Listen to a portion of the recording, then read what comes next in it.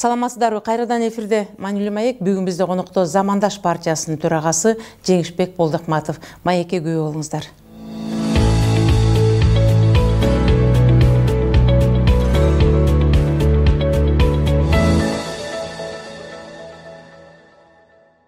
Саламатсызбы, Жеңишбек мырза, келе жаткан жаңы жылыңыз менен.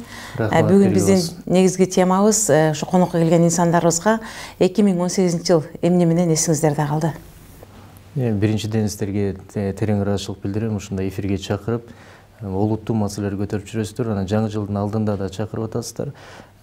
Ушу сиздин жамаатка, сизге өзүңүзгө жаңы жылыңыздар менен куттуктап, албан ийгиликтерди каалайм. Рахмат. Жалпы жылды мен экиге бөлүп карайт элем. Жаман жакшысы да болду. Анан эми жакшы жери ушу 24 ноябрь инаугурация өттү. Президент шайланып такка отурду. Анан ушу президенттин ишмердүүлүгүнөн башталды деп айтам.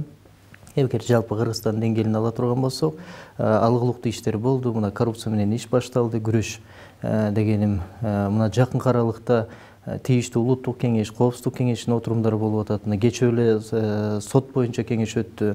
Тийиштүү милдеттер коюлуп атат, тапшырмалар берилип атат. Эми жыйынтыгын чыгарып калды деп эсептейм.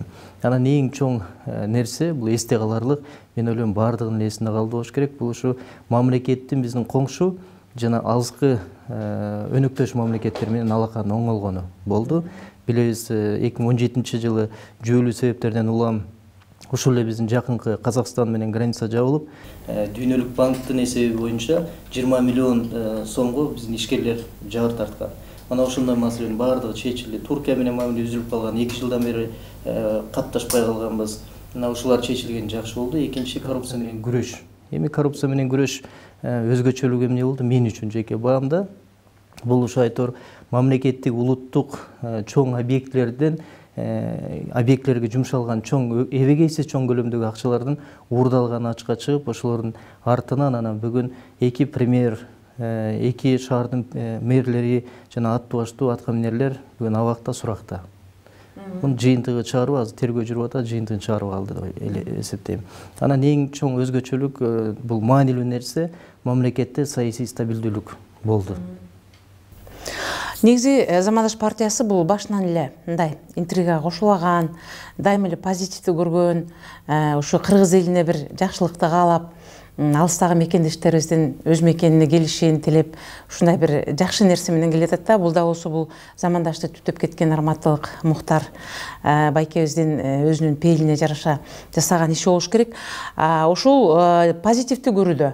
Мисалы үчүн бүгүн ар кимдин ою ар кандай да. Буга бир мисал, бүгүн эки президенттин ортосундагы чагымчылык же болбосо пикир келишпестик десек дагы болот.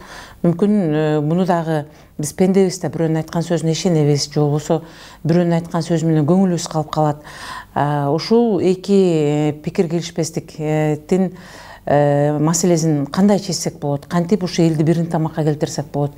Биз ансыз да түндүк түштүк маселесин жаңы жоюп бир иретке келтирип жатканда, бул эки кишинин бири-бирин ачык чыгып ойлорун ачык айтышы бир аз элди бүдөмүккө салып турат. Бул боюнча сиздин пикириңиз? Бул туура айтып атасыз. Биз жана жогоруда айтканда 24 ноябрда инаугурация өтсө, азыркы президентибиз Сооронбай Шарипович баягы июнь айында гана болгону жумушуна толук кандуу киришти деп айтсак болот.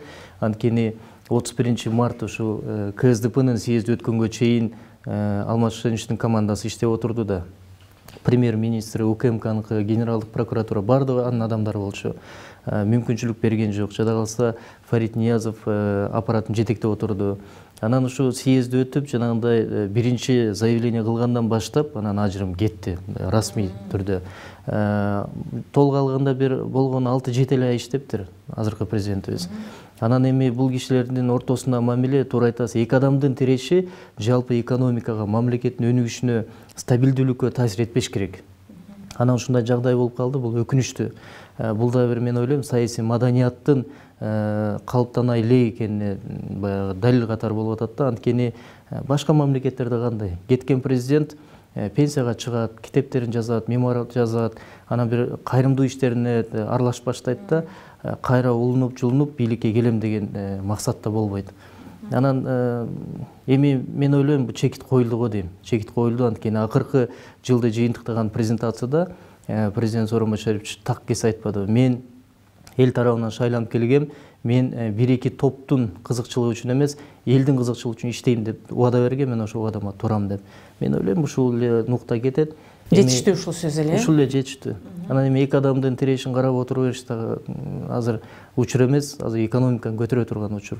Анан бир чоң бир маанилүү нерсе бар. Азыр өкмөттүн дагы, парламенттин дагы, жалпы президенттик аппараттын дагы, деги эле бийликтин мындан кийин шылтоо айтканга эч бир шылтоосу жок. Анткени митингдер жок, чуулган окуялар жок, эч кандай бир тиреш жок. Азыр болгону экономикага көз сала турган учур. Сөзүңүз каралжы, дагы бир суроо ушул Замандаш партиясына тиешелүү. Негизи эле бул партия бир убакта тынч болуп, эч кандай эч нерсеге аралашпай, баягы бергенин жеп, бергенин алып эле отуруп калган учур болду эле. Бүгүнкү күндө Замандаш партиясы кичине мурункуга караганда активдүүрөөк элге аралашып, элдер менен жолугушуп, кыймылдап баштагандан кийин андай нерселерди сөздөр чийт эмеспи? Замандаш партиянын артынан бул келечектеги СДПКнын ордун баса турган, же болбосо президент ишене турган, президент тирек кыла турган партия Замандаш. Бул ошол жолго кетип жатат деген пикирлерин айтышууда. Бул боюнча жеке пикириңизди айтып кетсеңиз. Эми могу акыркы сөзүңүз жагымдуу. Анткени мен ойлойм ушундай болуш керек. Негизи бийликте парламент, президент, өкмөт үчөө тең бир нукта, бир багытта иштеш керек деп эсептейм да. Туура КСДПнын ордун, азыркы парламентте айрым фракциялардын ордун баса турган учур келди. Анан азыр Замандаш ошого толук кандуу даярдыгын көрүп атат. Эми жашырганда эмне? Анткени 20-жылы парламенттик шайлоо болот. Анан туура баамдадыңыз, ушу айтор акыркы жылдары Замандаштын кадамы басаңдап калган. Анын эң чоң себеби бул ушу партиянын ичинде башкаруу системасында болгон. Бул ушу тең төрагалык деген кирип калган. Раматлык Мухтарбек Сүйүнөлиевич каза болгондон баштап абдан көп төрагалар алмашкан. Мына ошондон улам 2018-жылы биз съезд өтүп, жалпы жыйында бир эле төрагалык болсун деп уставды алмаштырдык. Мына бүгүн тартипте жакшынакай нукта партия өзүнүн ишин улап келатат. Кийинки шайлоого даярдык күчүндө. Анан мен толук кошулам. Эмне үчүн парламентте КСДПнын ордун баспаш керек? КСДПнын өзүнүн ишин аткарып бүттү, тарыхый миссиясы бүттү деп эсептейм да. Жаш партиялар өсүш керек, э? Албетте, эми Замандаштын анын үстүнө өзгөчөлүгү 10 жылдык тарыхы бар, басып өткөн изи бар дегендей, анан элге кылган эмгеги зор. Мына Раматлык Мухтарбек Сүйүнөлиевич эмне деген эбегейсиз чоң иштер жасап кеткен. Мына ошолорду улантып, биз ошо съездде бир принципиалдуу тарыхый чечим кабыл алганбыз. Ким келбесин, кандай жетекчи келбесин, Мухтарбек Сүйүнөлиевич чаап кеткен жол алмашпаш керек. Ошол баштаган идеология калыбында болуш керек деп баарын калыбына келтирдик. Бүгүн Ушу дагы бир нерсени тактап кетели, анткени бүгүн ушул ушак айыңдар, жаман сөздүн бардыгы эски жыл менен калып, жаңы жылда жаңыча жашоо болуп, жаңы Замандаш болуп деген сыяктуу. Дагы бир ушул Замандаш партиясы жөнүндө айтылып келген сөздөр, бул ошол Муктар Муракановдун убагында ал кишинин лидерлик касиети, же болбосо ошол кишинин адамдарды өзүнө тартып алуусу, эл менен сүйлөшө билүүсү деген сыяктуу нерселер менен Замандаш партиясына абдан көп мүчөлөр чогулуп, мигранттар дагы абдан тартылып, бир өзүнчө бир чоң бир ополтоодо өбөлгө катары кабыл алышып, жаштар дагы көп ишенип Замандаш партиясына чогулган дейт. Ал эми бүгүнкү күндө Замандашта ошондой лидердин жоктугуна байланыштуу көп мүчөлөр башка партияларга өтүп кетти. Замандаштын мурункудай жерлерде колдогон мүчөлөрү жок деген да пикирлер айтылат экен. Бул боюнча дагы бир маалымат берип кетсеңиз, мүмкүн силерде башкача цифралар бар, башкача нерселер бар. Туура, эми баягы элдеги пикирди да уга билиш керек, ага туура баа берип, анан анализ жасоо менен иш уланат да. Эми Мухтарбек Сүйүнөлиевич Раматлык каза болоордун алдында партиянын курамында 12 миңден ашык мүчө бар болчу, 14 миңге жакын. Мына бүгүн 20 миңге жакын мүчө болду. Башка айтканда мүчөлөр жылдан жылга өсүп келатат 10 жылдык тарыхта. Анан ичинде болушу мүмкүн, айрым адамдар эми бул тирүү организм да партия, чыгып кетиши мүмкүн, кириши мүмкүн дегендей. Бирок аймактык биздин комитеттерде кандай иштесе ошондой иштеп атат. Миграция боюнча да кичине басаңдап калган. Кудай кааласа быйыл чоң ийгиликтер болду миграция боюнча. Мына жакында да Москвага барабыз, Россияны кыдырабыз. Бул боюнча иш уланып келатат. Анан мени кубандырган ушу Мухтарбек Сүйүнөлиевичтин жанында туруп ишти чогуу баштаган адамдар азыр жаныбызда. Кош колдоп, жардам берип, айрым кеңештерин айтып аткандар мени кубандырат. Акыл насааттарын айтып, албетте. Мындан келди бул жерлерде бүгүнкү деле колдоо көрсөткөн жарандар, жаштар мүчөлөрүңөр көп эле. Көп буюрса, бүгүн дагы бир комитеттерди ачтык да. Бизде мындай партияларда жок негизичи. Партиянын борбордук аппараты, аймактык комитеттер, анан аксакалдар комитети бар, аялдар комитети, энелер комитети дейбиз. Анан жаштар комитети. Анан өзүнчө да блоктор түзүлүп атат. Бул ушу аналитикалык топтор, эксперттик топтор өзүнчө бөлүнөт да, анан ушу бир чечимди бир талкуулап турат, кабыл алабыз да. Андан кийинки сурообуз жеке өзүңүзгө тиешелүү. Анткени деген биз бүгүн жаман болдук. Анткени деген бир депутатыбыз же болбосо алгылыктуу иштеп жаткан инсаныбыз деле ошол орду керек болсо же болбосо басынкыбыз келсе анын жеке турмушуна, жеке аброюна көп басылып атабыз. Баарыбыз эле президент болуп төрөлгөн эмеспиз да, көч бара-бара түзүлөт дегендей. Ал эми сиз жөнүндө айтылган сөздөр убагында митинг жетектеп жүрчү, укук коргоочу болуп, Западтын политикасын колдоочу, бүгүнкү күндө кантип ошол замандашты башкарып, эл ишенген, мамлекет ишенген партия боло алат деген ой пикирлерин айтышыптыр. Өзүңүздүн ишкерлигиңизди башынан баштап кыскача айтып кетсеңиз, ато эртең дагы сизди бир жогору жактан көрүп калсак, бул ушундай болчу деген сөздөр айтылбасын. Бүгүнкү айткан өзүңүз жөнүндө сөзүңүз бул тарых катары сакталып калсын. Рахмат, өтө олуттуу суроо деп эсептейм мен үчүн. Мен эми кыскача өзүм бир эки сөз айтайын. Мен өзүм ушу Нарында Куртка деген айылдан төрөлгөм. Мына ошо жактын кулуну болом. Төрөлгөн жерим Каракол көлдө. Анан иштеген жерим абдан көп болгон. Көбүнчө ушу эл аралык уюмдарда иштеп калдым. Айтор ушу чет мамлекеттерде бар иштеп окуп калдым. Испанияда окудум, Венгрияда окудум дегендей билимди ошол жактан көп алдым. Анан Туркияга барып калдым. Кийин айтор ушу Нарында көп жыл иштедим. Бишкекке кайтып келип анан жана коомдук иштерге аралашып калдым. Мен ошо коомдук саясий иштерге аралаштырган адам бир себепкер. Себепкердин бири ушу Мухтарбек Сүйүнөлиевич болгон. Өзү ошо төш белгине тагып, энем сен өсө турган бала экенсиң деп келгенде экөөбүз аябай тыгыз иштешебиз деп кеткенен 6 күндөн каза болуп калган. Мына ошон үчүн мен замандашты тандап, замандашка келип, замандашын жүгүн көтөрүп келаткан себебим ушул. Бул бир. Экинчиден митингтерге абдан көп катышкам. Сизге ал кишинин акыркы сөзү мурас катары калган. Бул мен үчүн чоң жоопкерчилик да. Мен азыр үстүндө Мухтарбек Өмүракунов деген чоң ат бар. Эгерде менин бутум тайса, Мухтарбек Өмүракунов деген ат жыгылбаш керек деген нерсе бар. Анан экинчи нерсе бул митингтерге абдан көп катышкам. Митингтерге, акцияларга айтор ушу чоң дүйнөдө 5-орунду ээлеген темир запасы боюнча жетим деген кен байлык бар. Мына ошонун лицензиясы Кытай тарапка берилгенде компанияга биз ошо миңдеген кишилерди чыгарып атып лицензияны кайра кайтарганбыз. Мына ушундай нерселер болгон. Анан бул жакшы. Бул сабак. Саясатчы болом деген адам коомдук иштерге аралашып, ар бирөөнү кадам менен баягы өтүп келиш керек деген нерсе бар да. Ар бир нерсе мен үчүн чоң сабак болду, үлгү болду дегенде анан үйрөндүк да. Эл менен сүйлөшкөндү үйрөндүк. Акция, митингти, саясий партиянын лидери митингти өткөндү билиш керек.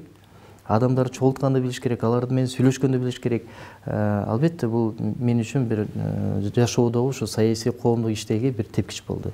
Анан эми партияга келип калган бул мен үчүн чоң мектеп. Анткени азыр жашым да ушуга келип атат. Кудай кааласа бир 40ка барып калганда мен ойлойм ушу өкмөттү башкарганга, жогорку кеңешке төрага болгонго эмне үчүн жарабайбыз? Мындай амбициозный максаттар болуш керек ар бир адамда. Эгерде максатың болбосо, алдыга койгон, көздөгөн бир багытың болбосо өспөйсүң. Анан жаныбызда команда. Эң чоң күч бул биздин командада. Анан бул ушундай коомдук иштерге аралашып, жанагындай иштерди аткарып калгандан кийин команда менен иштегенди үйрөнөсүң да. Мен жетишкеним ушул деп эсептейм. Жакшы экен. Анда эми сөзүбүздүн аягында Жеңиш мырза, мына келе жаткан жаңы жыл, жаңы өзгөрүүлөр, жаңы жетишкендиктер болот деп үмүт кылабыз. Кийинки сурообуз өзүңүздүн жеке жашооңуз, үй бүлөңүз. Анткени ар бир инсанда мен буга чейин дагы айтып жатам, үй бүлө деген бул негизги тирөөчү, колдоочу. Үйүңдө баары жакшы болсо, сен эртең менен ишке чыгып жумушка кеткениң, кечинде кайтып келгениң ошол нерседен көп таасир тийгизет. Анда эмесе ошо өзүңүздүн жеке үй бүлөңүз жөнүндө айтып кетсеңиз. Мен эми негизи чынын айтканда үй бүлөм жөнүндө көп айта бербейм. Мына менин атамдан, өзүмдүн атамдан каза болгону ал ушу интеллигенция коомунан болчу, тобунан каза болгонуна чейрек кылым болуп калды. Энебиз жалгыз 6 бир тууганыбызды бутуна тургузуп чоңойтtu. бүгүн ушу 6 тууганыбыз тең аман эсен үй бүлөлүү болдук. Өзүмдүн бир кызым бар, келинчегим үйдө, анан тирешим абдан жакшы, күчтүү. Ошон үчүн баягы үйдө тиреш кандай күчтүү болсо, эркек ошончо күчтүү болот деп коет эмеспи. Анан эми быйылкы жакшылыктарды айтсам, мына Кудайым буйрса мен бир тууган иним үйлөнүп, азыр ошо келин балабыз көз жарам деп турган учурум, 1-2 ай деп турабыз. Экинчиси менин кызым ошо бир бийге барып жүрүп эле бир жылдан бери. Анан мен ошо карай берчимин, ошо бийлей алат болду бекен деп. Өзү да кичинекей да. Анан быйыл сахнага чыкты. Мына жакында эле Кыргыз драма театрына чыкты, опера театры, балетине чыкты. Анан көрүп алып мен аябай сыймыктандым. Бала деген өсөт турбайбы деп. Мына менин жетишкендиктерим ушу болду. Анан эң чоң мен байлыгым бул менин энекем. Энекем анткени ошо энебиз бизди жалгызбой ошо 6 тууганды өстүрүп, ушул даражага алып келген ошо энебиз. Жакшы экен. Анда эмесе Жеңишбек мырза, келе жаткан жаңы жылда сизге мындан дагы көп ийгиликтерди каалайбыз. Максат коюп, кыялданып жашабаса, адам баласы эртеңки күнү караңгы болуп калат. Ошон үчүн бүгүнкү сиздин алдыга койгон максаттарыңыз абдан жакшы экен. Биринчиден үй бүлөңүзгө жана жетектеп жаткан партияңызга жакшы ийгиликтерди каалайбыз. Сиз жогоруда айтып кеткендей, Замандаш партиясы келечекте кыргыз элин бага турган, кыргыз элин өндүрүп өстүрө турган, келечегине жарык тийгизе турган партиялардын бири болсун. Маегиңизге чоң рахмат. Рахмат сизге.